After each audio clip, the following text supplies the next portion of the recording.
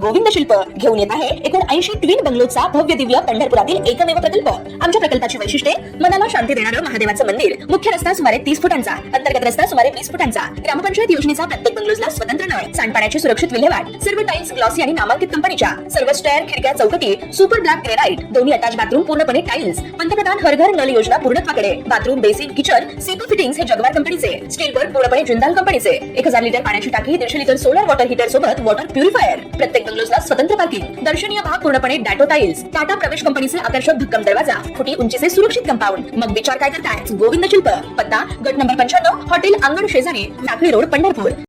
ताज्या घडामोडी पाहण्यासाठी आमच्या YouTube चॅनलवरील PVR म्हणजेच पंढरी वार्ता या न्यूजला सबस्क्राइब करा आणि शेजारील बेल आयकॉनवर क्लिक करा।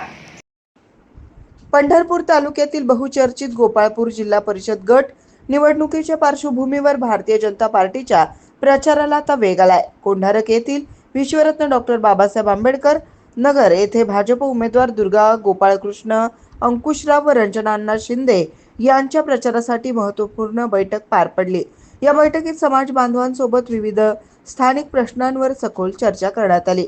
परिसरातील विकास, मागील काळातील कामगिरी आणि आगामी अपेक्षा यावर उपस्थितांनी मनमोकळेपणाने आपली मते मांडली। बैठकीदरम्यान उत्स्फूर्त प्रतिसाद पाहायला मिळाला।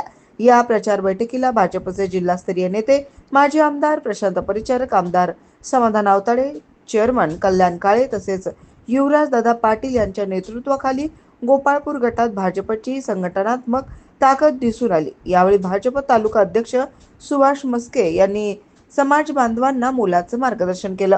त्यांनी भाजपनं सर्वसामान्यांसाठी राबवलेल्या विविध विकास योजनांचा आढावा घेत येणाऱ्या जिल्हा परिषद निवडणुकीत भाजपचे उमेदवार दुर्गा गोपाळकृष्ण अंकुशराव व रंजना शिंदे यांना प्रचंड मतांनी विजयी करण्याचं आवाहन केलं।